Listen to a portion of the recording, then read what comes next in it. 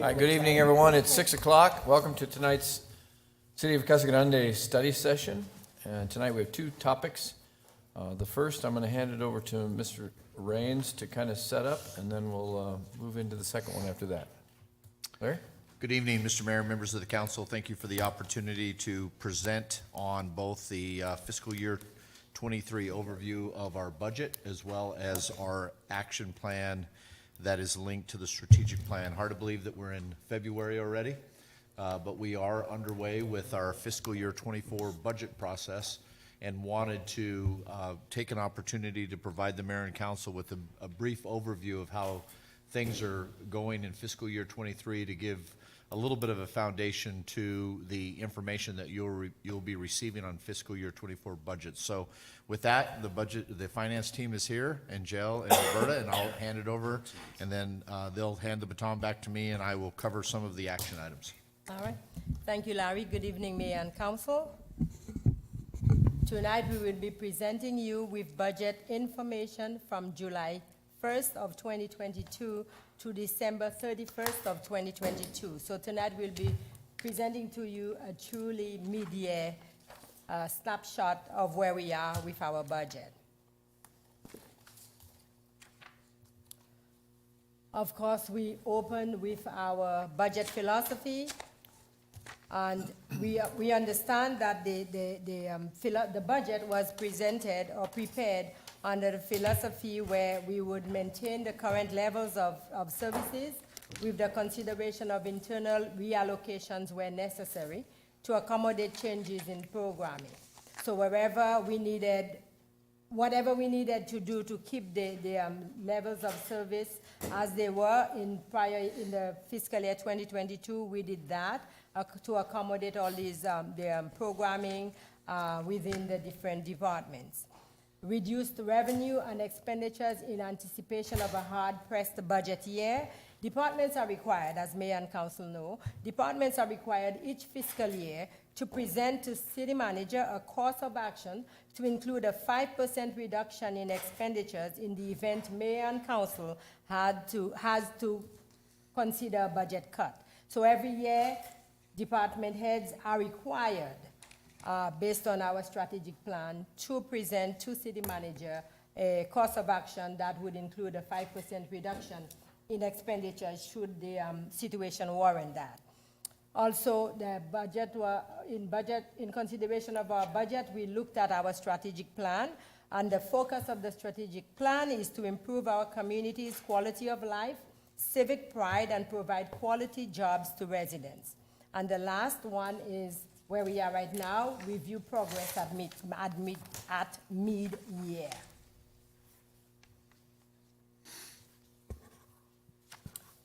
Okay, we're going to be looking at our general fund revenues.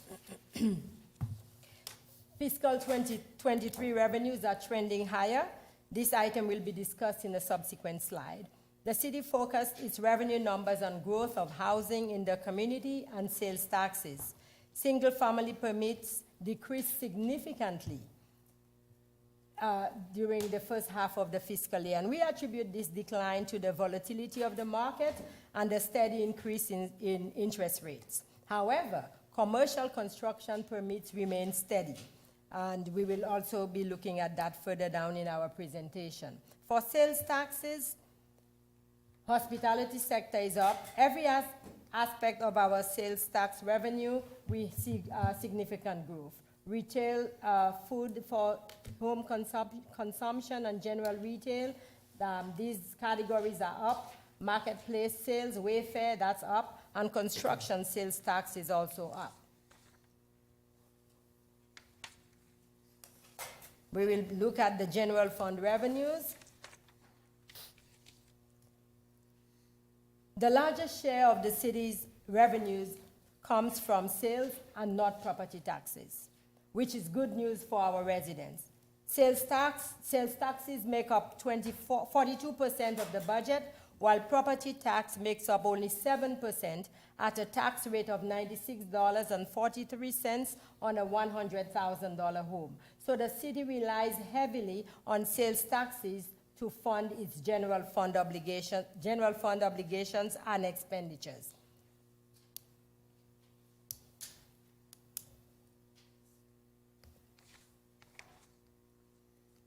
three-year revenue comparison. And this comparison is for fiscal years 2021 to fiscal year 2023. And these are snapshot numbers as of December 31st of each fiscal year. It shows us revenues collected in 21, 22, and 23. We see that collections trended upward over these 3-year fiscal years from $25.1 million in fiscal 21 to $33.7 million in fiscal 23. And each fiscal year, the revenues increased steadily. In the 2 prior fiscal years, the city exceeded its budgeted revenues by about 16 to 20%, and we anticipate a slight increase in our revenue collections over budget in fiscal year 2023 also. Major general fund revenues by source, December 31st. As of December 31st, we had sales taxes, local sales taxes. We collected $15.3 million in local sales taxes, and we're projecting to collect $30.5 million. Mayor and council will note that the city is projecting to collect almost 100% of its major revenues, in some cases over 100%. As I indicated earlier, sales taxes are going up in all categories. For example, in hospitality, to date, in fiscal 2022, we collected $1.5 million. In fiscal 23, in the hospitality industry, we collected $1.9 million, and we expect the increase to continue. We're looking at general fund expenditures.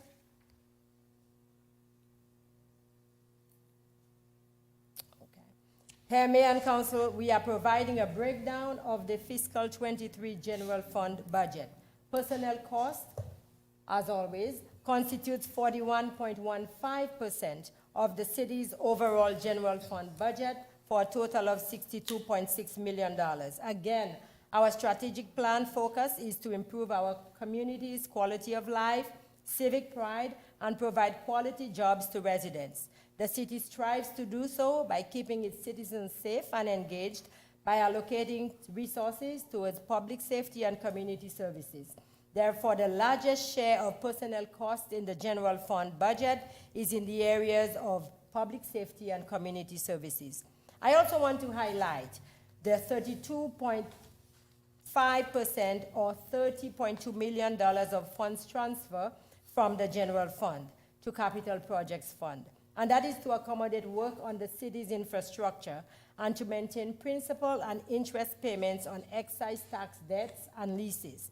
So we see that the city is managing its resources well enough that we had enough funds available in the general fund to transfer out to the Capital Projects Fund to accommodate projects for work on the city's infrastructure.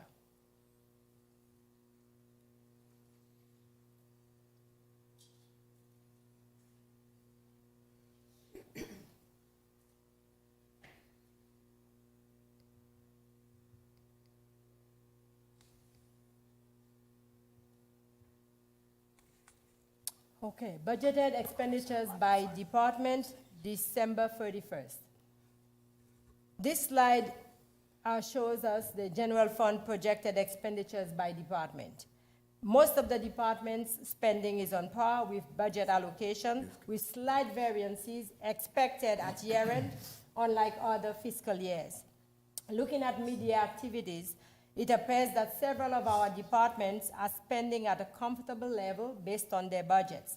From prior year data, on average, the city spends 77% of its total general fund budget. I will go quickly to the next slide because it gives us the rest of the departments and also summarizes the budget numbers. The city is projecting expenditures at $48.5 million. It is a $14 million drop from the original budget and a projected spending of approximately 77% of our budget. much of the funding expected to be left on the table, on average, is due to vacant positions that are either still open or expected to be filled toward the end of the fiscal year. Extended length of time to receive and pay items on order, department's ability to absorb the mid-cycle comp and class study recommendations in their current budgets without needing a transfer, and the $3.5 million of council contingency that is included in the general fund budget. I would like to note here that 20% of unspent budget, there was a 20% of unspent budget in fiscal 2022, and that was from personnel cost of $10 million that the city was able to transfer out into the grants fund through the upper federal funds that were received by the city. We anticipate, however, for police and fire to expend about 90% of their budget, which would be a drop from last fiscal year due to the $10 million being transferred, of expenditures being transferred out of their budgets.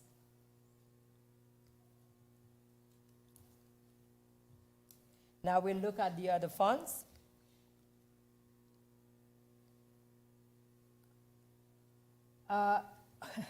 When we first put these slides out, there was a little concern, and we had to revise the slides, and I will bring to Mayor and Council's attention why we revised the slides.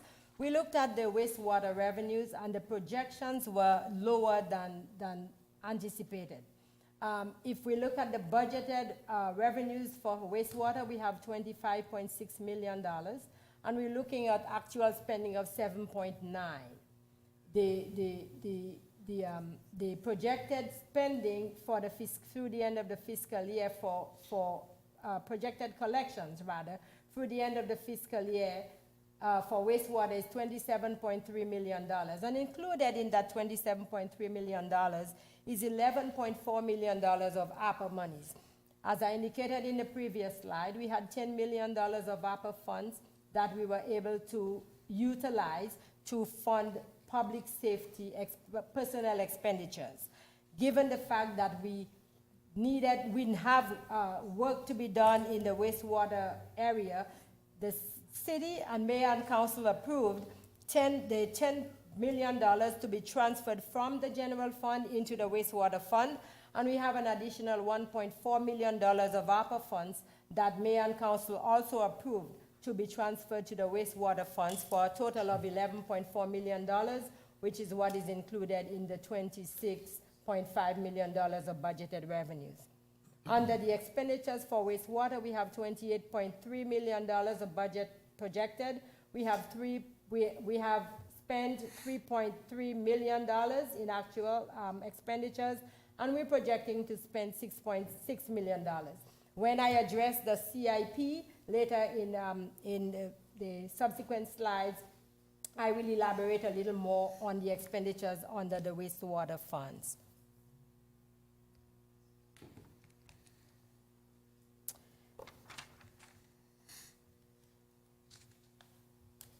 Capital improvement projects by departments.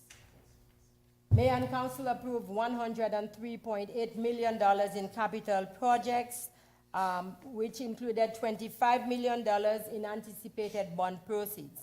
As mayor and council know, of the $25 million in projects anticipated in bond monies anticipated in fiscal 23, the city got residents' approval to move forward with only $6 million of projects in fiscal year 2023. Some of the projects included in the $1.3.8 million are the Thornton Road widening, Half Street improvement, Pinal Tech Park, reversible lanes, Thornton Road, funding to replace Fire Station 503, the Florence Boulevard streetscape enhancement. These are a few of the projects that are earmarked in our fiscal year 2023 budget. I want to pause here and because the next slides we'll be using some abbreviations, I just want to pause to kind of give mayor and council, which I don't believe you needed, but also our listeners and viewers, give them an overview of what some of the abbreviations stand for. For the CIP, it is the Capital Improvement Projects. For ISF, it's Internal Service Fund. CFD, Community Facilities Districts. HERF, Highway Users Revenue Fund, and CDBG, Community Development Block Grant. And I'm going to talk a little about our capital projects. Under our capital projects, also this slide we had to make changes to because it would not have given mayor and council as it was first presented a true picture of where we are with our capital improvement funds or our capital improvement projects. If mayor and council note, we are looking at a HERF budget for capital improvement of 6.9, and we've only expended $21,000. However, we have $2.1 million in encumbrances. I will go to the other slide to give us another view, additional view of the remaining capital improvement projects. We have DIF, wastewater, we have a budget of $21.9 million. We have spent $788,000. However, we have encumbered almost $7 million in projects. And I want to pause to note that some of these projects are going to be completed in phases. And so we have some of the encumbrances are based on contracts that have already been issued and authorized by council and or purchase orders that we have in our system. And because some of these projects are based on phases, we do not anticipate to spend all of the $21 million or all of the $6 million in the Transportation Historic DIF funds because we are completing these projects in a phased out process. We're going on to our budget fiscal year 2024 budget calendar, and I will turn that over to Roberta, who is going to present to council on this section. Good evening, Mayor and Council. I'm going to go ahead and present to you an overview of our key dates and timelines of our 24 budget.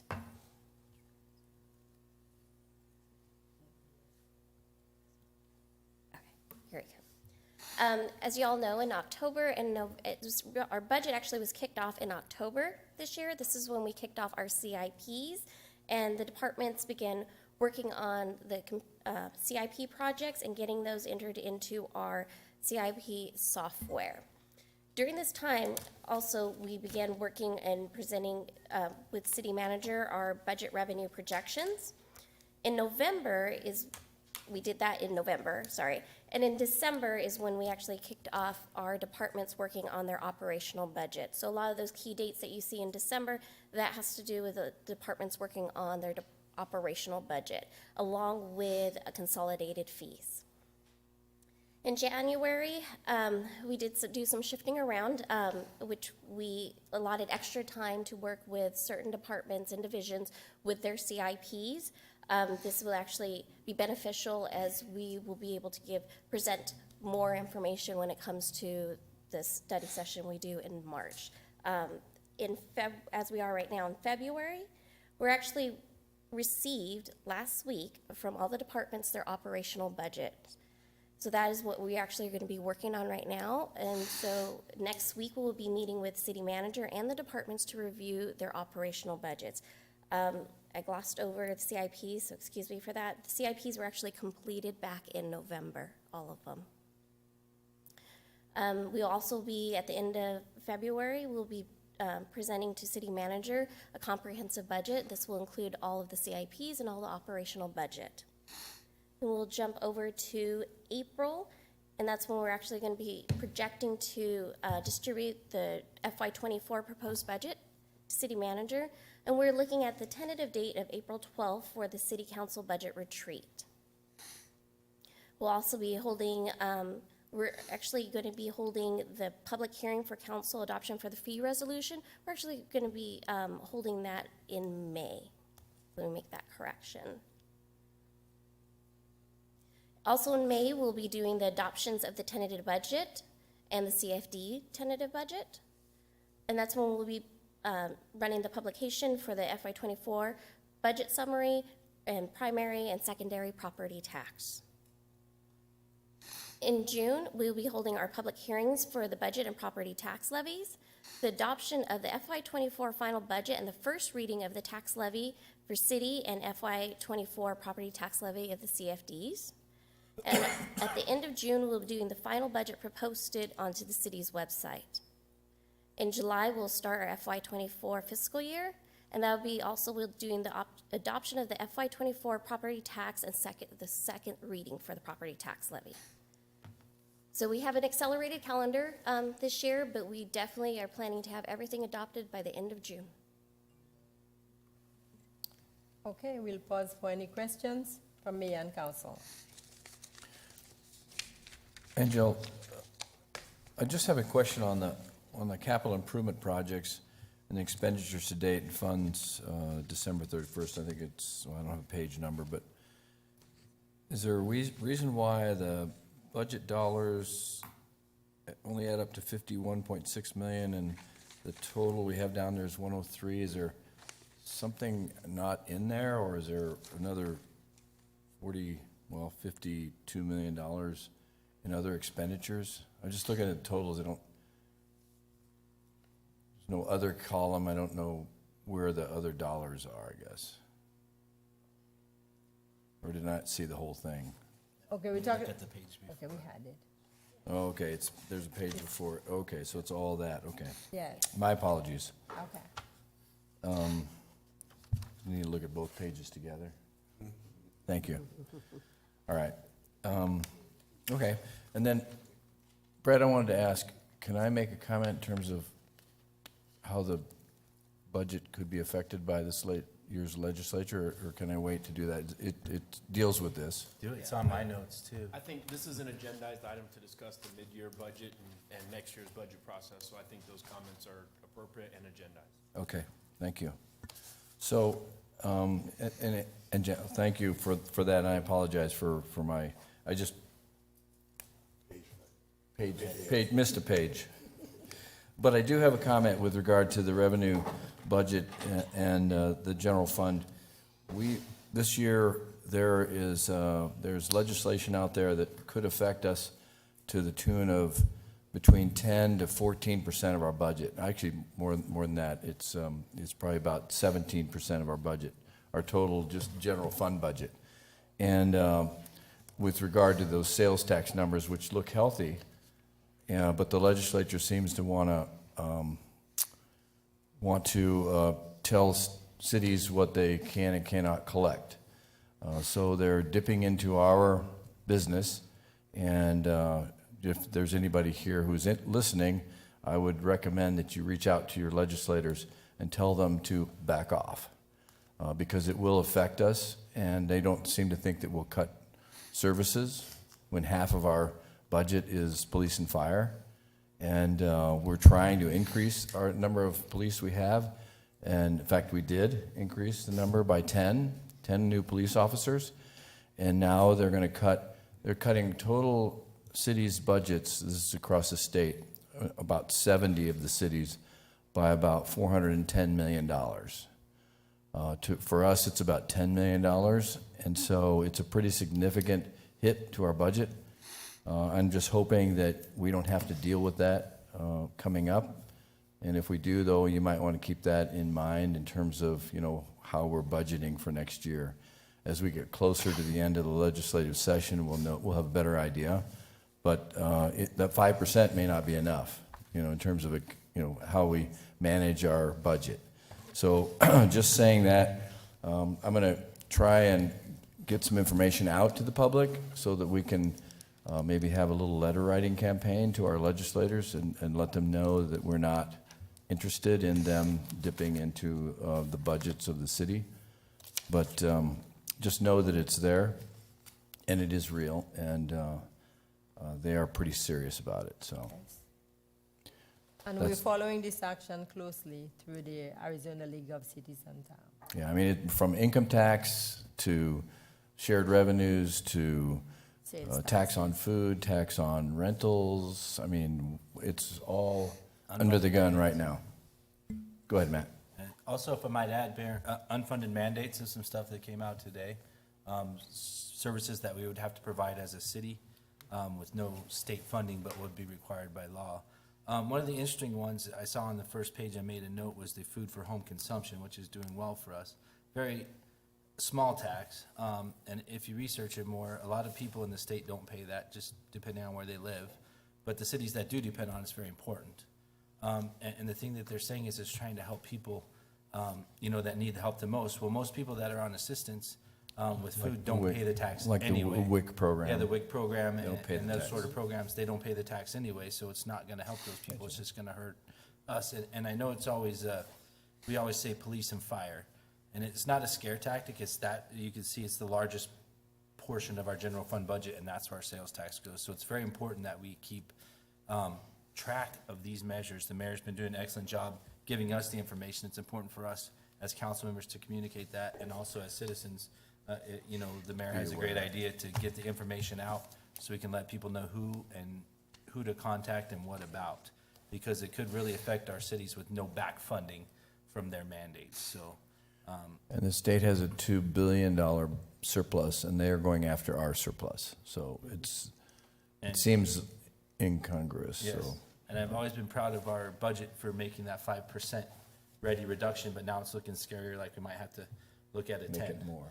Or even a 15, which I know we can do, it's just not gonna be fun at all, and we're gonna miss out on a lot of services and safety stuff, so. Yes. I wanna commend you guys as a staff, as an entire city for making sure we do those budgets, cause I'm very proud of it. Obviously, we always win the awards because you guys do such a great job, so, thank you for this tonight. Thank you. Thank you. Any other questions? Fran, Joe? Staff? Thank you, guys. Sorry, No, gotta you- get off my you're- soapbox. You're fine, Mr. Mayor, and I want to thank Angela and Roberta for all of their hard work. Obviously, this is a busy time of the year for us as we're attempting to finalize our audit and put our budget together, so there's a bit of an overlap. And if I can, just build very, very quickly on a couple of the comments that have been made tonight related to the state's desire to ultimately control our local sales tax. The two categories that have been referenced are considered operational revenues to us. And so it really, and I suspect that in most cities, that's the same. And so it will not be a reduction in capital infrastructure. It will be a straight reduction Operations. to level of service, Yep. which I know this mayor and council has worked so diligently to maintain. Our philosophy going into the fiscal year budget is the same: maintain the level of service and discussing those expansions. You'll see that when you meet in April. Maintaining tax rates, allocating our one-time revenues directly to one-time capital expenditures with a focus on the strategic plan. Angela and Roberta have done a nice job outlining the fact that we are accelerated our time frame this year. The council has typically met in late April or early May to actually hear to receive the city manager's proposed budget, but we are moving that up. And if you look at that calendar very closely, you'll see that we are attempting to achieve the first reading of the budget before the end of this fiscal year. And so it really, we end up with a finalized budget. We do have some the property tax elements that will need to be considered in July, and we've strategically placed those on a calendar due to the 4th of July holiday, and in the past we've had issues perhaps with getting a quorum, and so this year we've relieved ourselves of that obligation, but we'll still meet the state statute of having them approved into the county by I believe it's the third Monday in August. What the mayor and council will see as part of our budget that the city manager will be presenting is an incorporation of our cultural initiative, philosophies, and goals in alignment with our strategic agenda, so that will be something that will be new to all of you. But I think the important message tonight for our council and our residents is that this is just a snapshot. It's a point in time of 6 months. We still have another 6 months worth of, in essence, from an accounting perspective of data that we'll be collecting, and certainly we'll be introducing that to the mayor and council in our meeting in April. So I want to spend, Mr. Mayor and members of the council, just a a few minutes on our action plan, our fiscal year 23 action plan, and really what it is an opportunity for us to highlight to the mayor, council, and community the activities that have been taking place. To give everyone context, we have a strategic agenda that has goals and objectives, and each year we establish an action plan for that particular fiscal year that aligns specifically with our policy document in the budget. It really drives a lot of the allocation of budget authority into these various goals and objectives and action items. And I know all of you have a copy of the mid-year report. I am not going to go line item by line item for all of you tonight because there's quite a few, but it is available for public consumption through this agenda. It's been included in that. But I think what I'll do this evening, Mayor, is just highlight some of the areas that I think are very important for the community to recognize that we've been focused on. And Angela and Roberta have already done a very nice job talking about one of our major philosophies, which is a goal, which is to develop budgets that could withstand a 5% budget reduction. That is something that is incorporated into our system. But I think as you look at the report, you'll see that we've had a heavy focus this last fiscal year specifically on allocating grant funds to one-time expenses. So we've been very successful on that front. We've been very successful at implementing the classification and compensation system back into our operations, and we were able to fund that again this year as well. A couple of the items that I think are very important is under the disposal of underutilized city properties.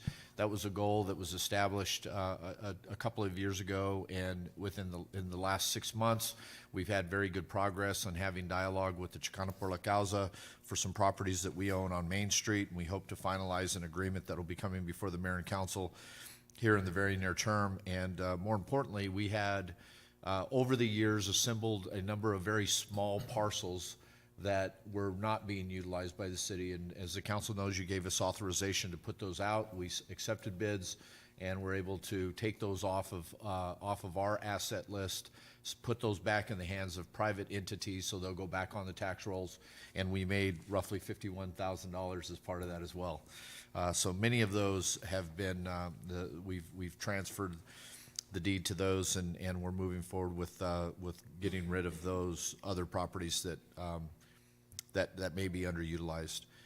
Analyzing 5 programs for service to ensure that the efficiency and effectiveness against the private sector exists. And this is something that we've really begun to take very, very seriously, and our organization is looking not only at the private sector as an option, but also looking at our neighboring communities, how effective they are at providing various services. We consistently are evaluating ourselves against those particular entities. But this last year, we had a very thorough evaluation on the residential trash collection routes. And in fact, that particular analysis, which started as a capstone project through the U of A, actually led us to make some changes within our both our residential and commercial routes to even improve that effectiveness even more so at this time of growth. We also we've implemented the project docs, obviously, at planning and at the planning department, and those evaluations of those plan and permits are much more efficient today through an electronic mechanism. The mayor and council understands the impact that this growth is having on our community and the need for us to have a very robust capital infrastructure plan to meet the growth, not only for the existing residents, but for those new residents that will be moving to Casa Grande or electing to bring their business here. As I articulated last year during the adoption of the budget, our capital improvement program was certainly the highest in terms of dollar figures that it's been in the 21 years that I've been here. And Joe was kind enough to outline the project. Many of those projects are underway today. We do anticipate that we'll have some carryover because of the phasing that was mentioned earlier, but the most important element of that is not only identifying the projects, it's establishing a financing plan that goes with that. You could dream of capital projects all you'd like, but without some type of a funding mechanism, they usually don't get executed. But essentially what you'll see is that we have worked diligently to maintain the philosophy, pay as you go as we can.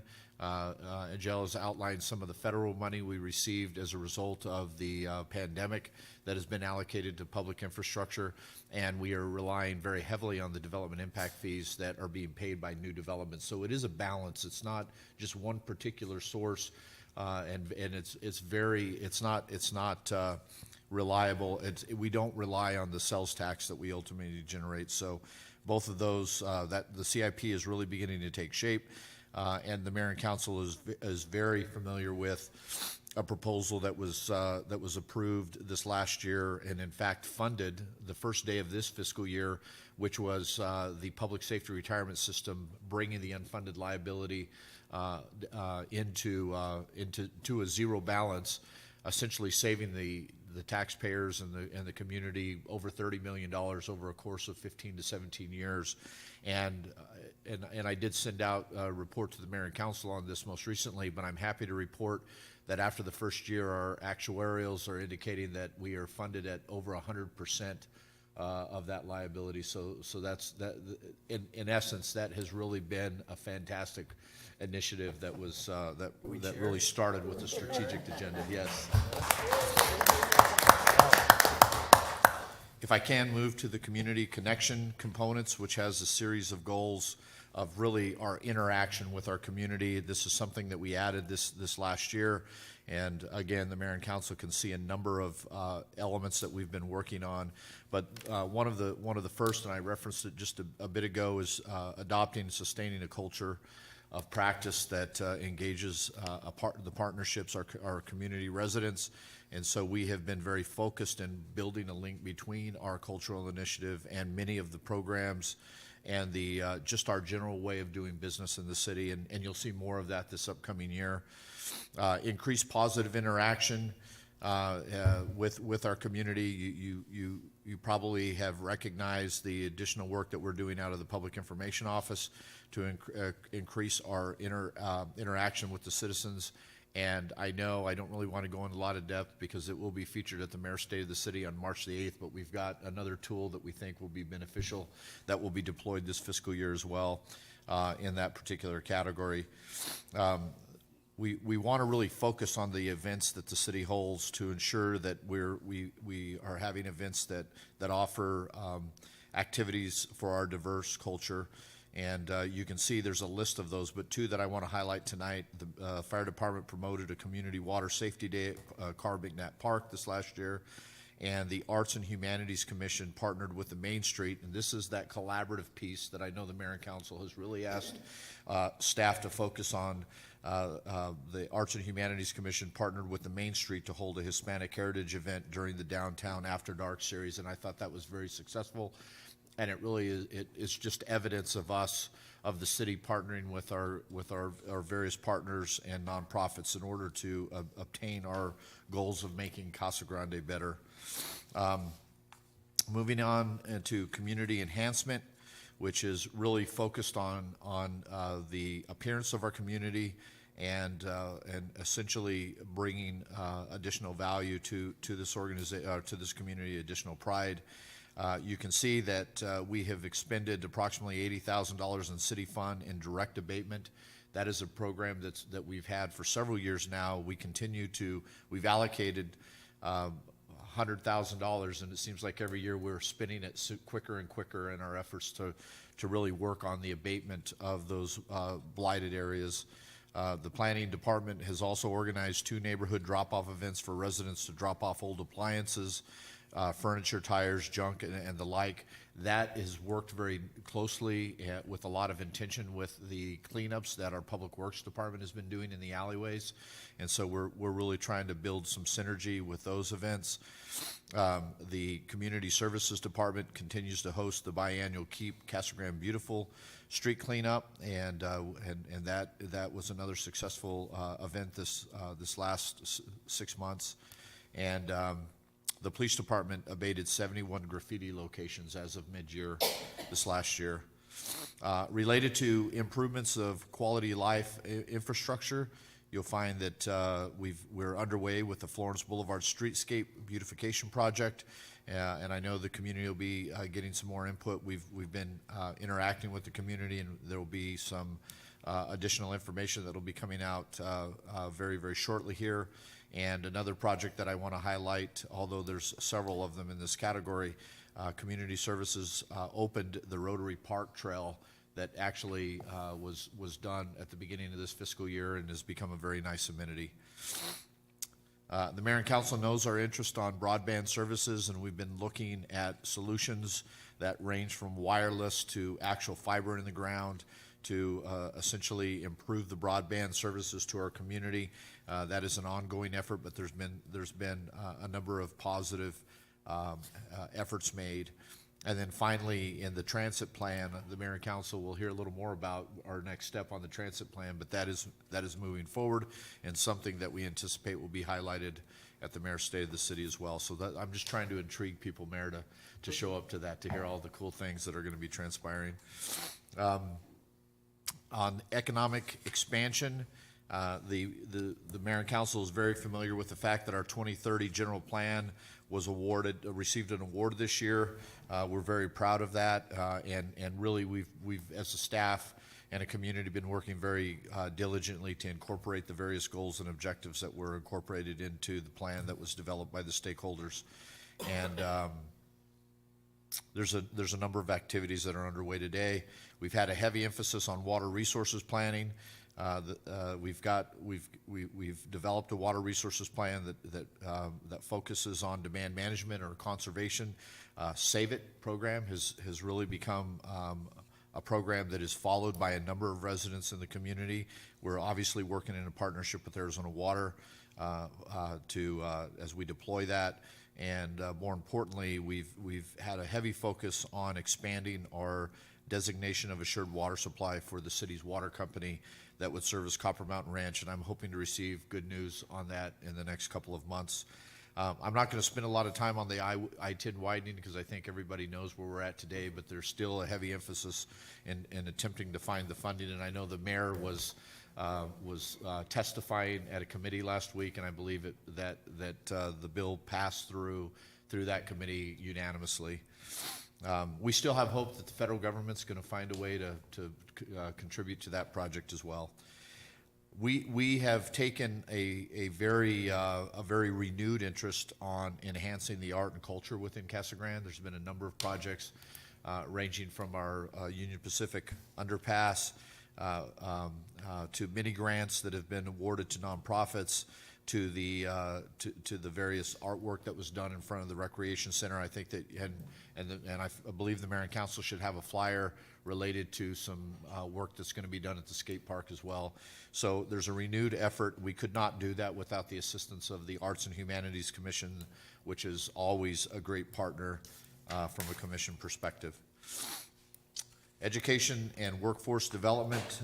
We continue to work very, very diligently with the various school districts and our local community college to align the workforce efforts and essentially ensuring that individuals that are interested in working in Casa Grande has a better understanding and better skill sets that can essentially transcend right into jobs in our industries.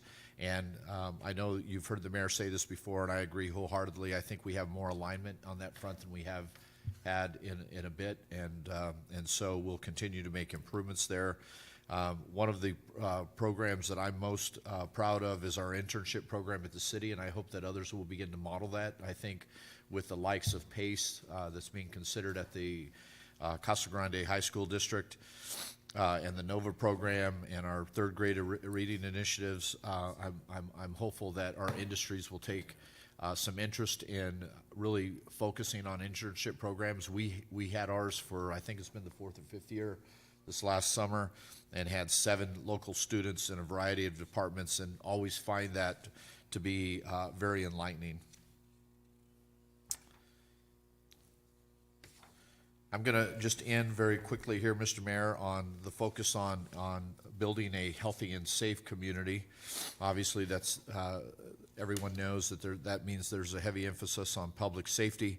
Again, you'll see the accomplishments that have been achieved to this point. But I think it's important for our community to know that our police department is working on becoming accredited through the Arizona Law Enforcement Academy Enforcement Accreditation Program. They're underway with that. They've resumed the Coffee with the Cops events, and they've expanded their community policing efforts with their beat patrols. The fire department has worked diligently to improve response times through the implementation of the Deccan software. They've worked very closely with the communications department to expand the level of service there through the consoles that have been added. And obviously, they are in the final stages of the Fire Station 503 design to add a new fire station. The police department is scheduling homeless outreach events with mental health providers and each month, and training officers with crisis intervention team programming. And so I close by using one of the taglines that was established as part of our cultural initiative, Stronger United. We believe that is best served. And with that, Mr. Mayor and Council, I would entertain any questions on the document or any questions that you might have otherwise. Larry, just want to say, great job by you and your staff. I really think that this whole strategic initiative and our, general plan translating to our strategic initiative has been, I think, an amazing, guideline for the city, and, with the input from council, input from all your directors, really input from the community, because they approved our general plan. So I think that it's really a whole community program, really, that's done and has given some great direction, I think, to the city. Especially taking into consideration the comments and input from our community. So, is there anybody else in the council? Lisa?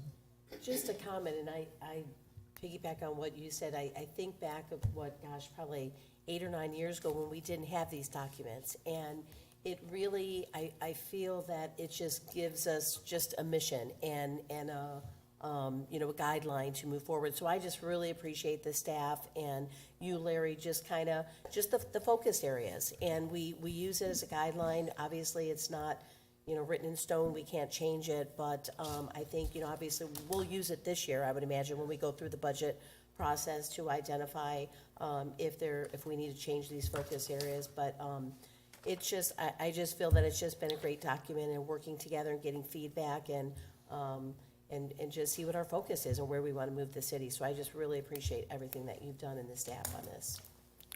Matt? Thanks. I don't want to belabor it, but I'm so proud of this because it's one of those things that a lot of people, a lot of organizations have done and said, okay, there's our plan. We have it. We have constantly revisited this. You tie it together, and every council action we take, budget-wise, if you look through our packets, is tied to one of these initiatives. So just great work, and then just reviewing with our action plan, meshing with the strategic plan every year. I mean, it just really helps, and I'm glad you keep that on the forefront. Starts with you and then goes down to every other department and every employee. So much appreciated, and I'm glad that we keep this as a living document that we use all the time. Absolutely. Donna? And I will belittle it for just a moment, because I think that, I agree with Lisa and Matt, and it is a roadmap for us, but it's also a roadmap for our citizens, the transparency of what we do and how we do it and why we do it. And I think that the explanations may seem simple to some and complex to others. So I think that Angela and her staff have done a great job, as well as our city manager. And I think that it's a working document, and we will continue to make changes. But the staff and the executive team that actually puts that into everything that they do when they come before us, it shows that it is a working document. So thank you. Go ahead, Bob. Yeah, I think this portion of our meeting should have been called the City Manager's State of the City address. True. And it's very good. I mean, all good stuff. There was one portion that you mentioned, and I wanted It's to interesting you chime say in that, on. Bob, because that is the theme of our State of the City. Oh, very good. But that was the graffiti abatement, and I noticed, I think you referred to it as blight abatement, and I think that's a good term for it. I'm very proud of that program. It is mostly volunteer staffed, and I have made observations over the last several years. When you drive through a city, primarily I've seen them in Nevada and California, that does not have a robust graffiti abatement program. Man, it is obvious. And our city looks pristine compared to what it could be if we didn't have that program. So, Chief, thank you. Keep up the good work, and thank you, Larry. Anybody else? Any other comments? Yes. No, I'm good. I Anthony? could say ditto. I'm the new kid on the block, and so, but I will say this. One of the first questions that I've asked when I was even thinking about running is, how does our city, how are we financially, or how's our budget? Great things about our city, and I'm proud of our city. And our finance department, I have you all work so diligently with details to make an easy transition for a young man like myself coming on board. It makes it much easier that we have a lot of things in place and that we're doing very well as a city. And I'm proud of the city of Casa Grande. Ditto. Thank you, Larry. Thank you, Angel. All right, we'll stand adjourned till 7 o'clock when the city council meeting begins. Thank you, everybody.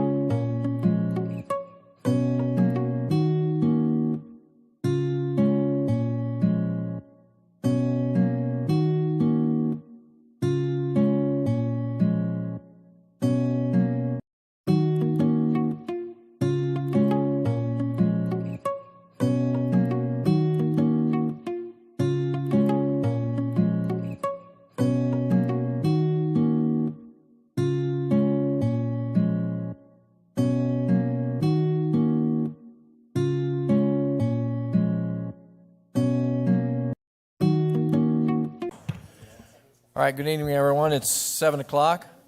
We'll call tonight's city council meeting for the city of Casa Grande to order. Our first two items on the agenda we will accomplish not simultaneously, but at the same time. First, we'll do the invocation tonight. Pastor Douglas Dill from the Central Lutheran Church is here with us tonight, and then we'll please remain standing for the Pledge of Allegiance.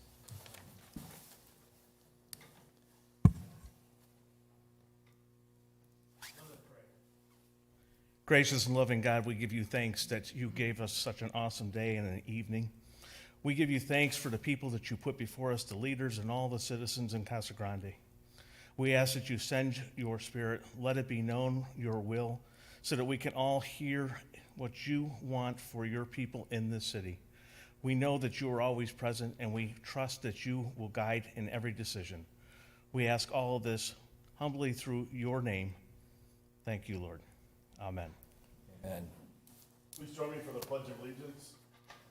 I pledge allegiance to the flag of the United States of America and to the republic for which it stands, one nation, under God, indivisible, with liberty and justice for all. Thank you, Pastor. Thank you, Jeff. Thank you. All right, let the roll call show that all council members are present. So noted. Next, we have item C, our minutes. Yes, Mr. Mayor, I move to approve the city council regular meeting minutes from January 17, 2023, the minutes of the Youth Commission meeting on December 1st, 2022, and to consider accepting the minutes of the Fire Personnel Retirement Board meeting for October 11, 2022. Second. All right, a motion and a second. All those in favor signify by saying aye. Aye. Any opposed? Okay, minutes are approved. Next are item D, claims against the city. Mayor McFarland, I move to accept and pay the claims dated January 11th through 31st, 2023 as presented. Second. All right, a motion in 2 seconds. All those in favor signify by saying aye. Aye. Any opposed? All right, the claims are approved.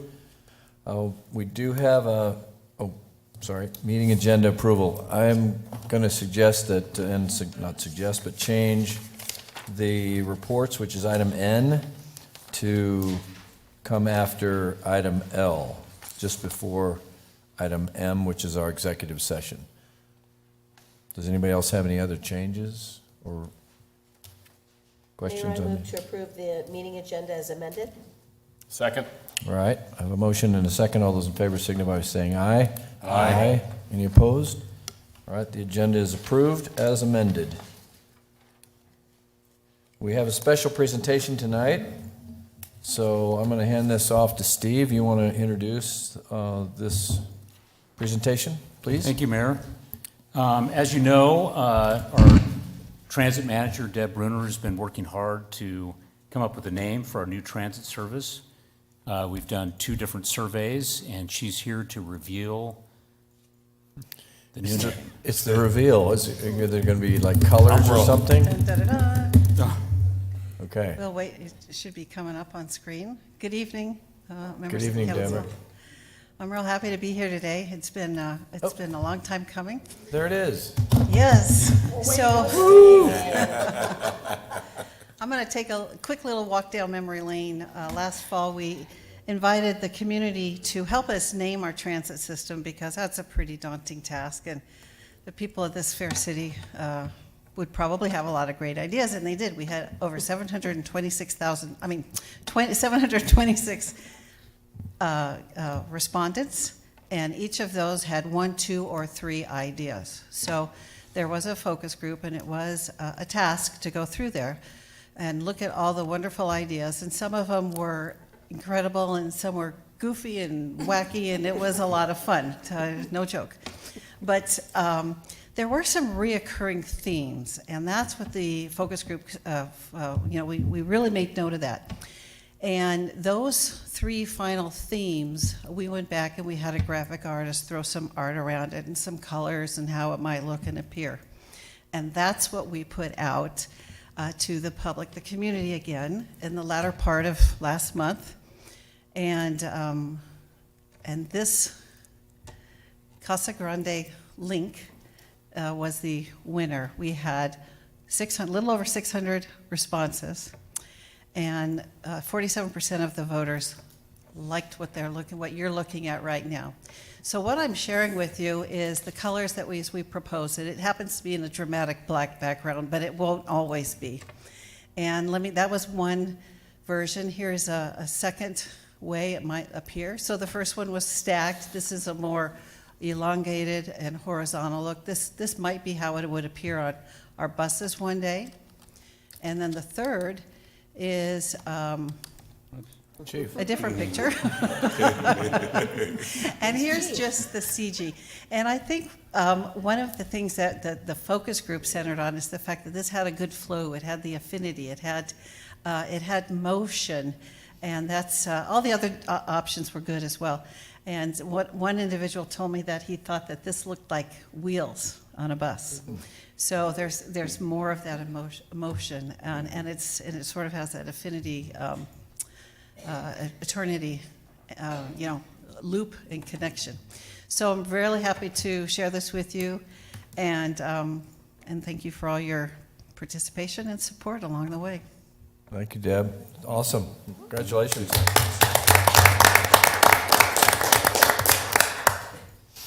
All right. Can I comment? Yeah, go ahead, Lisa. No, I just wanted to thank Deb. Of course, I was on the focus group, and reading some of those responses were humorous at times, but there was a consistent theme, and this one, I even think a couple people brought up this idea.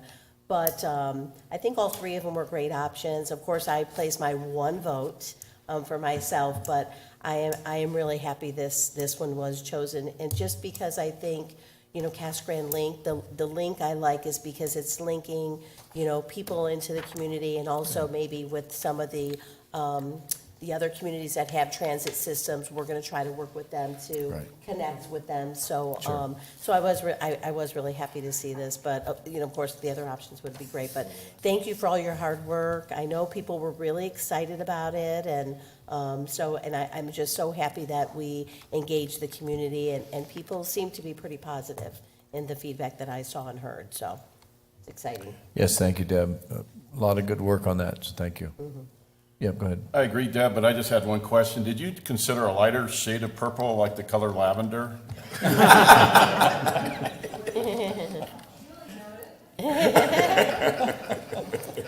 For those at home, I want you to know I have a sense of humor.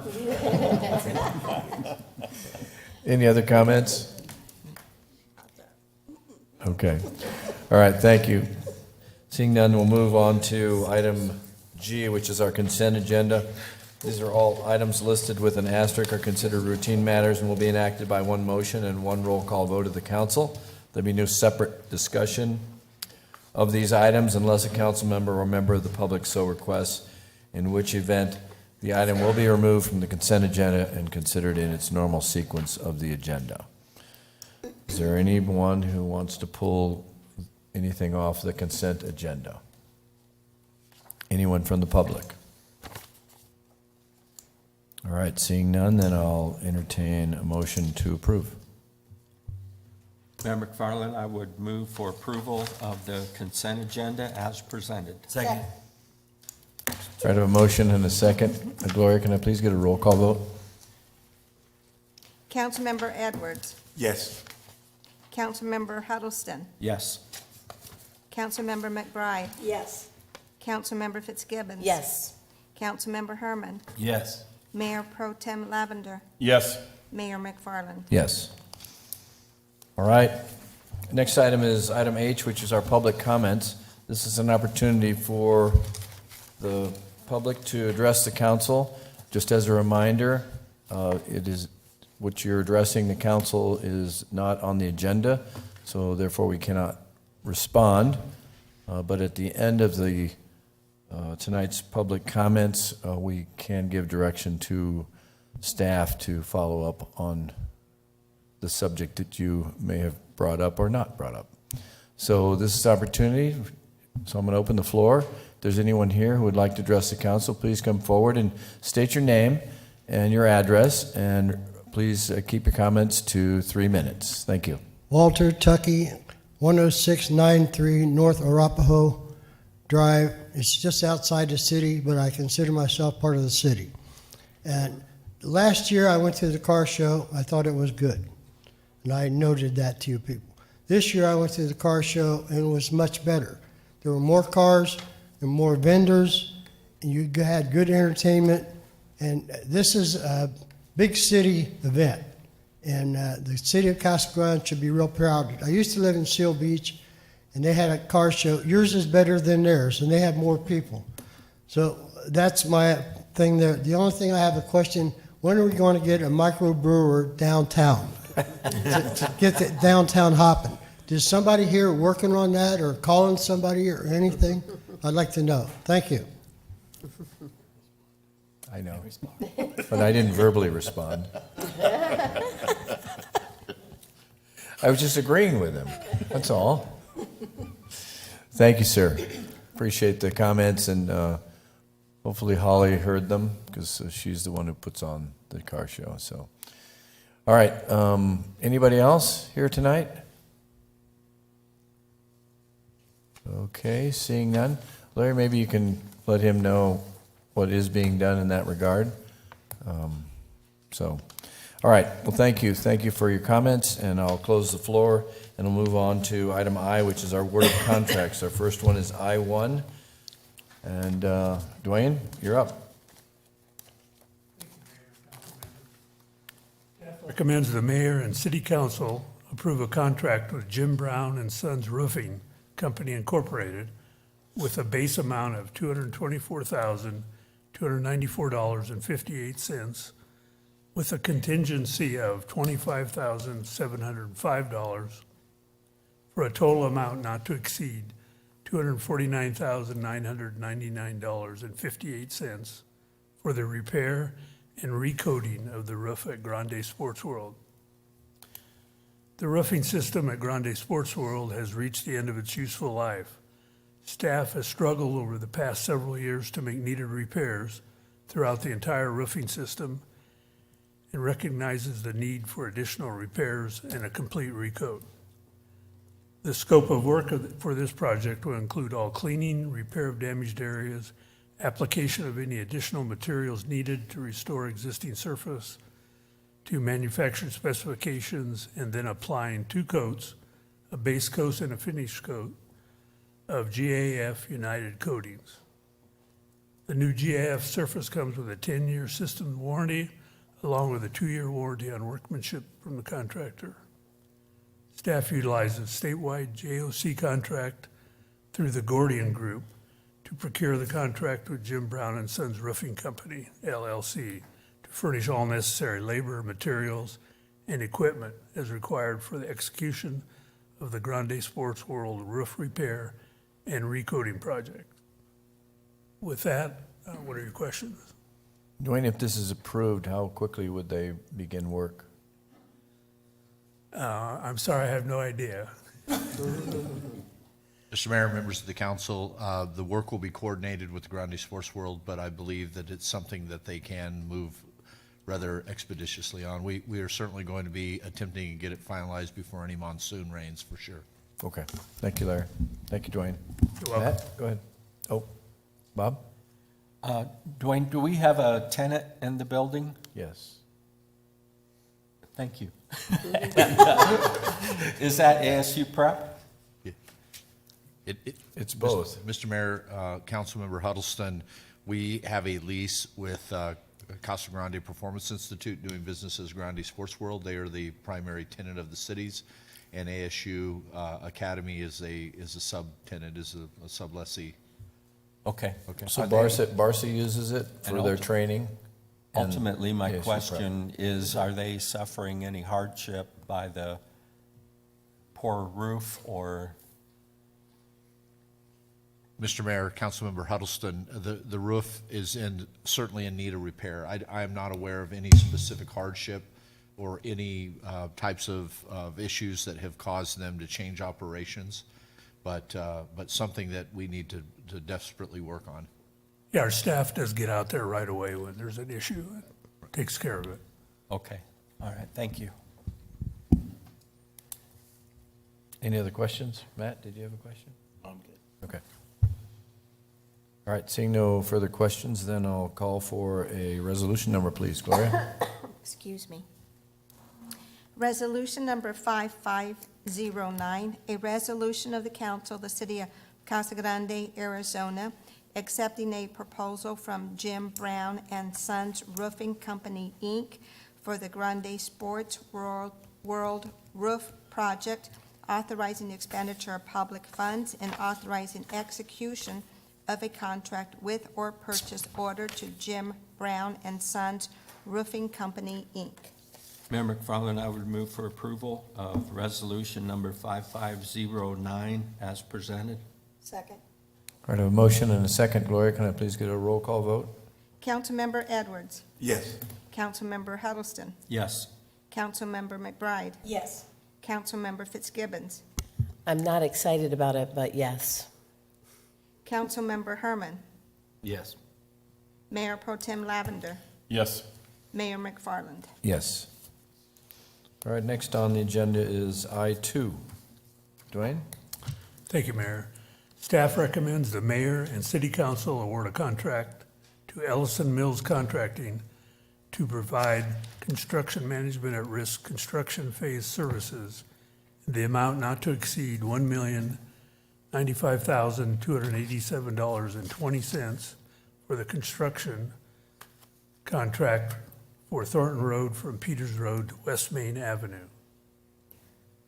This construction contract and agreement with Ellison Mills Contracting is the next roadway improvement project along Thornton Road, including constructing 2 southbound lanes and 1 northbound lane to increase the roadway's capacity and assist in the safety and mobility of traveling public in and around the area. The project will require a complete micro seal and new striping within the existing roadway footprint. Minor asphalt improvements will be needed at the intersection of Highway 84 and Thornton Road. Selection of the recommended construction company was performed per requirements of ARS 34-603. Since Allison Mills Contracting was the only contractor who submitted an SOQ, they were automatically selected for this project. They bring a wealth of experience and understanding of the project's challenges and conditions and have demonstrated flexibility in the approaches they might apply during the construction phases. With that, what are your questions? So Dwayne, this is from Peters. This is going north then, right? To, Right, north from, To the railroad tracks. north from Peters up to just short of the railroad tracks on Thornton Road. so just short of the railroad tracks, not going to go all the way to the railroad tracks? No, we didn't have enough funding to go all the way up to Cottonwood. We have that in a future year. But up to CIP. the Up to the tracks. southern end of the tracks, right? Yeah. Yeah, just on the south side of the tracks. Okay, all right. So the whole idea is to help traffic flow better to Lucid and the industrial area, Right, okay. so we can get them to work. Then they'll have to suffer getting home. I'm not saying that. Matt, go ahead. That goes along with my question is the reasoning for the 2 southbound. I like the southbound encouragement to move traffic south to the 8 around town, but why just 1 northbound lane? Well, we tried to do this within the existing asphalt footprint. So we have very little additional asphalt we're adding to this. So this is just an interim measure until we can widen the Thornton Road from Because I knew Peters. that was part of the plan was to widen the road, but Right, so we're using existing asphalt. that's a few years off, so this was to buy us some time till we can get that built. And then we're also looking at either a railroad overpass at Thornton or widening Thornton in the future also from Highway 84 to Cottonwood. Thank you. Any chance that they'll improve the railroad crossing? Like I said, we do have a future project that would widen that crossing. It is pretty bumpy and stuff right now, so we're working with the railroad, but Okay. All right, thank you. Any other questions or comments? All right, thank you, Dwayne. I'll entertain a resolution, please, Gloria. Excuse me. Resolution number 5510, a resolution of the council of the city of Casa Grande, Arizona, accepting the proposal from Ellison Mills Construction LLC to provide construction manager at risk services for the Thurton Road from Peters Road to West Main Avenue roadway project, authorizing the expenditure of public funds and authorizing the execution of a contract. Mayor McFarland, I move for approval of resolution number 5510 as presented. Second. All right, I have a motion and a second. Gloria, can I please get a roll call vote? Councilmember Edwards. Yes. Councilmember Huddleston. Yes. Councilmember McBride. Yes. Councilmember Fitzgibbons. Yes. Councilmember Herman. Yes. Mayor Pro Tem Lavender. Yes. Mayor McFarland. Yes. All right, next on the agenda is I3. Dwayne? Thank you, Mayor. Staff recommends the mayor and city council authorize the city manager to revise the previously approved participation in the Arizona Department of Transportation Airport Pavement Preservation Program. This revision will include a 1-inch asphalt overlay on the west ramp and the previously approved seal and pavement markings on Taxiway E. The west ramp construction estimate is $987,843, and the Taxiway E estimate is $65,280. ADOT will pay 100% of the design, administration, and construction costs. The city will then pay directly to ADOT the 10% share of the cost, estimated at $105,312. If the actual construction cost exceeds the estimate, the city will pay 10% of the additional cost. If the cost is less than the estimate, ADOT will reimburse the city for the overpayment.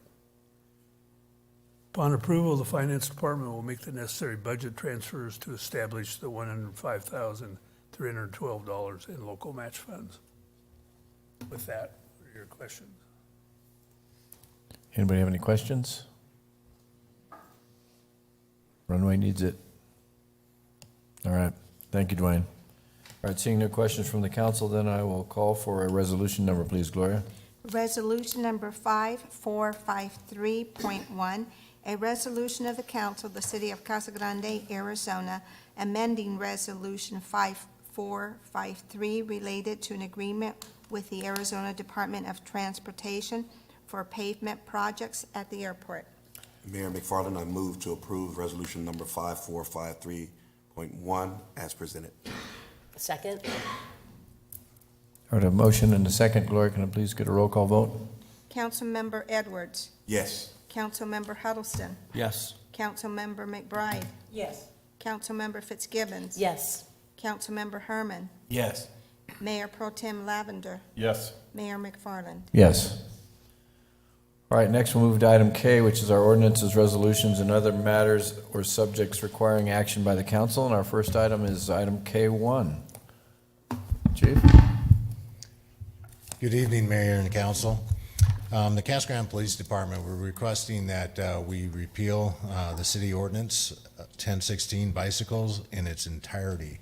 Upon a recent review of the actual ordinance, we found in the first section, it states it's unlawful for anybody to operate or use a bicycle without obtaining a license from the police department. I don't recall ever doing that, and the only person here that could probably answer that longer than me is actually on the council. So I don't ever remember doing it. The second item on there is 101620, and it deals with registration, and the first part is also talking about licenses. Then the section B does deal with registration of bicycles. We used to do that, but best guess, I think we stopped that about 10 years ago due to lack of interest. We hardly ever had anybody come to the police department to register a bicycle, and nowadays they all have serial numbers that we could utilize anyways. Then the next section deals with transfer of ownership on registration, and we don't deal with that either. And then 101640 deals with license plates on bicycles, and I haven't seen one in Casa Grande. Then finally, you do have the safety requirements, but even that's outdated because one of the requirements is 300 feet for a light emitting to the front, and the Arizona state law requires it to be 500 feet. And when you actually look at the Arizona state law, which most officers use if they're going to conduct any type of traffic stop or bicycle stops, we utilize the Arizona state revised statutes for that. And the information that's covered in the statute is more than sufficient to cover all bicycle requirements and safety. And because of that reason, we don't want our citizens to be confused. For those that may read this statute and think they might have to come to the police department and get a license or anything like that, we'd just much rather just go ahead and have it repealed in its entirety. Any questions from anyone? Yes, Bob? I have to comment. I gotta hear this one. And the answer is yes. I'm sure I'm the only one. And I do remember being a fully trained police officer being called in off the street to go to the station and register a bicycle and then collect 25 cents from the owner of that bicycle and then walk away scratching my head like, is this really cost effective? Anyway, I applaud the effort to do away with that. Well, due to inflation, it's up to $5 now. for that payment. Matt? At Cottonwood School in the 4th grade, I remember the police department coming over and putting the little yellow license tags onto our bicycles and stamping them for us, so. You may have been there, I don't know. Officer Jim was there. And that made them theft-proof, didn't it? Exactly. It still got stolen, but if they found it, they knew whose it was. But- Exactly. So yes, I'm the other one that might remember. Yeah. Well, I don't Donna? remember it, but I appreciate the fact that you did this, because when I was reading it, I thought, I think I'm out of compliance. Well, we don't want anybody to all of a sudden get the urge to abide by the ordinance and run to the police department to fill out an application to ride their bike. That's funny. All right. No other comments, then, thank you, Chief. Thank you, Scott. Thank you, Scott. Consider approval of ordinance number, well, no, Kyle, take it, ordinance number, please, go ahead. Ordinance number 1397.10.06, an ordinance of the council of the city of Casa Grande, Arizona, repealing in its entirety Chapter 10.16 of Title 10 of the Casa Grande Municipal Code relating to bicycles and establishing an effective date thereof. Mayor McFarland, I move to approve ordinance 1397.10.06 as presented. Second. Motion and a second. Can I please get a roll call vote, Gloria? Councilmember Edwards, Yes. Councilmember Huddleston, Yes. Councilmember McBride, Yes. Councilmember Fitzgibbons. Yes. Councilmember Herman, Yes. Mayor Pro Tem Lavender, Yes. Mayor McFarland. Yes. All right, we'll move to our public meetings. Item L, public hearings, open records reviews, and closed record reviews. So item L1 is our first item on the agenda. And Good evening, Mr. Mayor, members of council. So this is a request by the management of the Promenade to allow standalone liquor stores within the Casa Grande Regional Shopping Center, PAD. Promenade CG Retail LLC owns 18 lots within the Promenade, and that's what this amendment would pertain to, highlighted in yellow on your screen.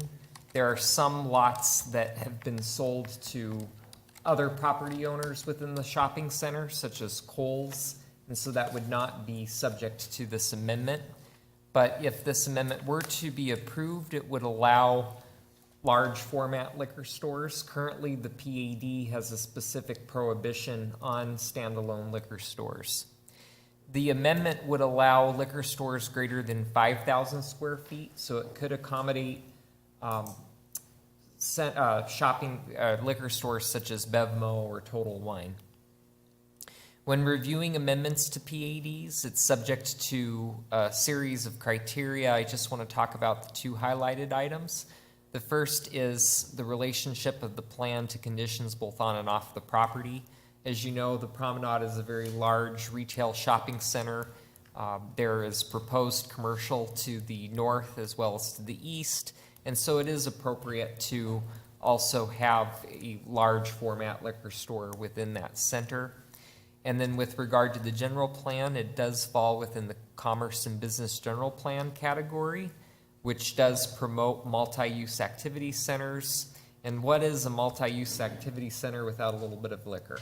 So we are recommending approval of this request.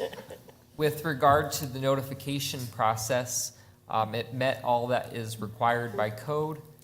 Planning Commission had heard staff's recommendation at its January 5th, 2023 meeting, and unanimously they moved to forward a recommendation to council to approve this amendment. And that concludes my presentation. Nice display. All right, any questions? It'd be great getting a Bevmo or. Be nice. No right. questions. Thank you, Mr. Gagliardi, appreciate it. No other questions or comments, then this is a public hearing, so I'm going to open the public hearing. If there is anyone here who would like to speak on this subject, please come forward. Again, reminding everyone that keep your comments to 3 minutes. All right, not seeing anybody jump up, then I'm going to close the public hearing, and I will call for an ordinance number, please, Gloria. Ordinance number 1178.236.5. An ordinance of the council of the city of Casa Grande, Arizona, approving a major amendment to the Casa Grande Regional Shopping Center planned area development adopted for property generally located at the northeast corner of Florence Boulevard and Interstate 10, Casa Grande, Arizona. Mayor McFarland, I move approval of ordinance number 1178.236.5 as presented. Second. All right, I have a motion and a second. Gloria, can I please get a roll call vote? Councilmember Edwards. Yes. Councilmember Huddleston. Yes. Councilmember McBride. Yes. Councilmember Fitzgibbons. Yes. Councilmember Herman. Yes. Mayor Pro Tem Lavender. Yes. Mayor McFarland. Yes. All right, the next item on our agenda is a change that I made to the agenda. We're going to move reports to this point in time. And so I am going to start with you, Bob, first tonight. Thank you. In the last couple weeks, Mayor, I attended the Central Arizona Government's monthly meeting where a couple things were discussed. Our annual dues were voted unanimously from the board members to maintain the prior year's figures, so our dues to CAG remain at $18,000. We also talked about the legislative day. I believe that's on February 9th, where I'll be attending that, representing for CAG, but also for City of Casa Grande. I believe you'll be there as well, so. I will be. I look forward to that. Also had the opportunity to attend the city's annual service awards luncheon for our employees, and that was very impressive. We see the level of commitment and dedication that we have among our employees, and it's very rewarding to shake their hand and thank them for all of their hard work. Also attended the annual chamber dinner, and that as well was impressive, seeing the caliber of residents that we have that are committed to the community, and that they were recognized and received their awards. And also our own Matt Herman was promoted to chairman of the chamber board. So congratulations, Matt. That's all. All right, thank you. Lisa? Well, we're definitely into a busy season. I think the beginning of the year, it's just so much going on, and I think because we had 3 weeks since the last city council meeting, it seems like there's been so much going on. But, yeah, the service awards was great to see how many people have dedicated their lives to working with the city. I think, was it 25 years was the longest person there? Is that what it was? I think that was it. No, it was my brother. Oh, it was your brother? 30. 30 years, wow. 30 years, that's right. That is incredible. So, no, it was great being there. And I was shocked to see that Gloria was only 5. I'm like, wait, Gloria's been longer than that. That's her second term. That's her second term. Second term. But no, that was great. But I wanted to thank all the community and the staff and the police department for the point in time count. We did the homeless count over a 3 or 4 day week period this year. And so, just a great amount of people that wanted to be involved and, went through the training and went out and did the surveys and counted the homeless. Chief, your police department, I really, really appreciate everything the police department does to work on getting this counted. It means a lot to us in the county when it comes to funding. And, people say it all the time, how much Casa Grande Police Department really works with the community and all the social service agencies to, they're just sensitive to this particular population. So they've been so involved over the years. And this year it was great with so many people. And I think everyone appreciated seeing the police department there with us. So it was eye-opening, I think, in all the years I've done it. The mayor and I were both out this year, and a lot, more people were on the streets, and the ages ranged from, I think there was a couple in their mid-70s and young adults in their early 20s that are out on the streets. So it's always eye-opening. It's great to see that they're utilizing the Casa Grande Help, CG Helps, the Resource Center. Some of them didn't know about it, but then a lot of them did. And so with Cara and CHIPS, CHIPS is in there also, and the services they're providing, it's definitely, the word is getting out, and they're definitely using it more. So, but Mary Allen did a great job, Cara, and I want to thank everyone. We'll see what the number comes back. I think it's going to be higher, don't you, Mayor? I do. It just seems like there was more people out there.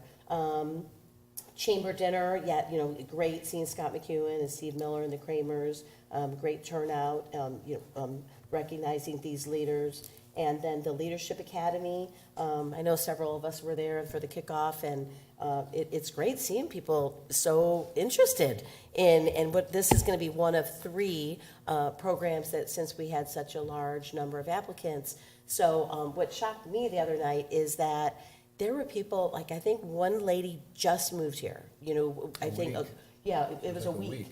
Yeah. And there was people that have just been here, 3-4 years. So it's exciting to see people that want to be involved and want to get engaged and understand the city. So, and I'm happy to see that the staff is going to accommodate all the applicants, because I know some people were a little disappointed they weren't able to do that. So the Cesar Chavez, I know, Jeff and I are on the memorial committee, and their application is out for anyone that knows a high school senior in the county. The application is on CesarChavezPenel.org. The application is live, and it's due March 1st to Jeff Lavender, or March 3rd to Jeff Lavender at the junior high. So, yeah, that's it for me. Thank you, Lisa. Mr. Lavender? I think Lisa took all my talking points. She does that all the time. Yes, she does. I did have the opportunity to attend the Leadership Academy and the Chamber Dinner, and Matt Herman spoke at both. And I'm convinced now that Erica is a better speechwriter than Matt, based on his 2 speeches. So. But they were both enjoyable events. It's great to see the involvement in the community with the Leadership Academy, the Chamber, and the recognizing the people. I also want to praise the chief as well, which Lisa did, but for a different reason. We've had some unfortunate incidents at schools other than Villago Middle School recently, that I will say, but the high school incident involving a loaded weapon and then some threats at the middle schools. Kudos to the chief for getting on top of that, determining what happened, and taking charge and making sure. I think this is all a result of social media gone crazy with these kids, and I would caution parents in the community, we really got to start monitoring what kids are doing on social media. It's very difficult. I'm watching a court case in Seattle. The Seattle School District is currently suing Facebook, Instagram, and some of these others. And I'm hoping that the settlement is, for the damages that social media is doing to our youth is similar to what the opioid settlement is, because it's something that really needs to be addressed in our country.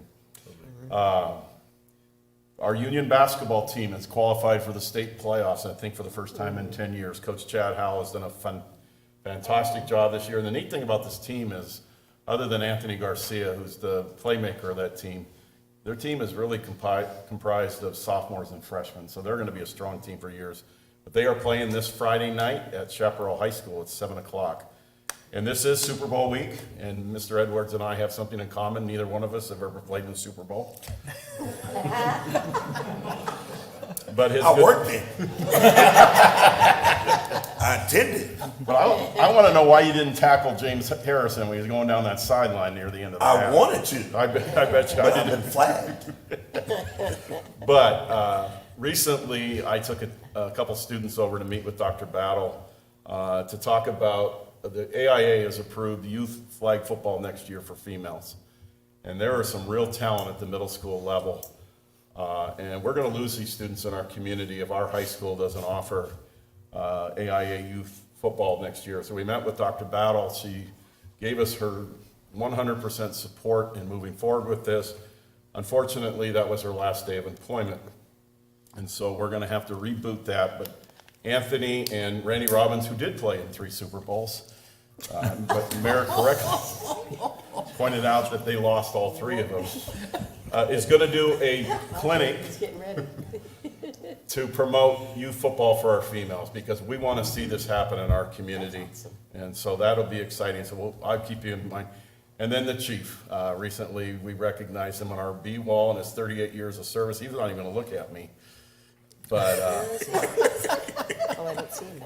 he is doing a fantastic job. I talked to them about how he's always the first responder. And Chief, thank you for all you're doing for our citizens, and great picture, sir. Thank you. All right. Matt?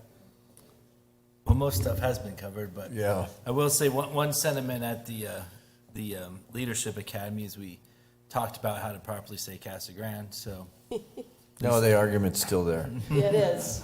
About half of The it. debate's still there. One thing that I heard and I forgot to say is a lot of people were talking about they came here from California, so they didn't have to deal with that. And you know, there is some problems with that, but one good thing came out of California. It's this guy right here. So there is reason One to good see, thing. there's a little bit of hope. Can I interject? He called me a brown noser for putting Chief Keen on the wall, and he's blatantly doing it here in front of the camera tonight. You ever make the wall yet? I've been on it. I don't know. So, but anyway, it was a great job meeting everyone from the academy and people that have lived here for a long time, people that just moved here, and retired people, the young people working. I mean, it was a great cross section, so I'm excited.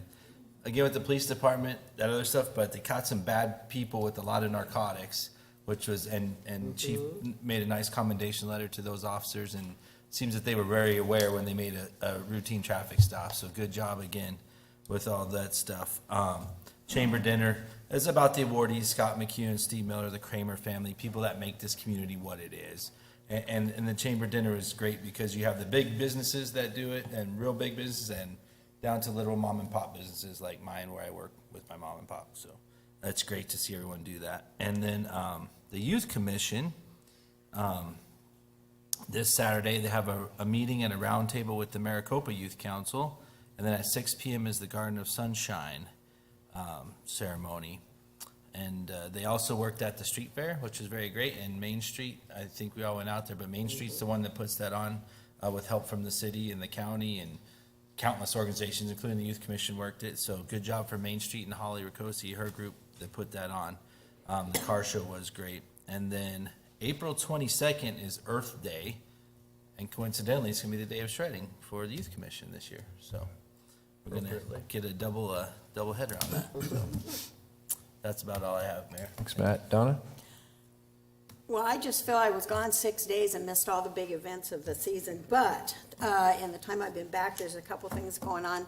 Want to thank Danny. He and I met on the master plan for community services and some of the things, and he educated me and updated me, and it's always good to see what our community service is doing. I know that Jeff is the one that always talks about sports, but I have a sports thing. Jonathan Edwards, who is from Mission Heights, he's a senior, first-year wrestler. As a senior, he went to the state wrestling tournament and won gold. And so we did have representation in wrestling.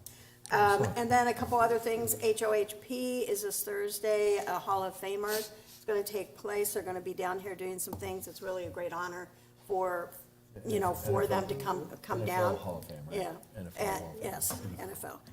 And then the skate park community meeting is at 10 o'clock on Saturday, so I hope people show up on that. And then I also met with My Kids Foundation that's here in town, doing some really good things for families and stuff and engaging, and I kind of sent them the way of Cara on a couple projects. And then lastly, the mayor and I did some taping for the mayor's reading program, 25th anniversary. So we've got that coming up, and we've got some special things for our school. So working on that. Great, thank you, Donna. Oh, and you do Anthony? sports too, huh? I do sports, I do news, there's a couple areas, I wear a lot of hats. And so I'll be repeating what everybody else said. I know the Faith Alliance, me and Councilwoman Lisa attended, and then we went straight to our city's awards, which that was really good as well for our employees here for the city. Enjoyed that. The chamber coming as well. Gideon was the other one. Gideon Kramer family. Did not know all that about the Kramers. Oh, yeah, that was Oh, my goodness, there's a lot of information there. 1960, I believe that the family been in charge of that and how it came about. It was just good to hearing that. I used to have a dispatch route. Anybody else in the room had a dispatch route? Dispatch route, roll your papers up, yeah, deliver. Yep. And so, but anyways, that was a really, really great banquet. Really enjoyed that. In regards to Mr. Councilmember Lavender's comments, we always want opportunities. Opportunities, I had an opportunity to play in the league. There's only 2,800 in the world that's able to get there, Mr. Lavender. And so I was one of those 28. And then as for the Super Bowl, I was at 2 Super Bowls where I did not play them, but I worked them. And I'm thankful for the opportunity. So we look for our opportunities, opportunity to shine, opportunities to be great, and things like that. I'm so thankful for the council. You all helped me out with a lot of things. Put my chair, helped my chair for me today when I came to sit down, and everything like that.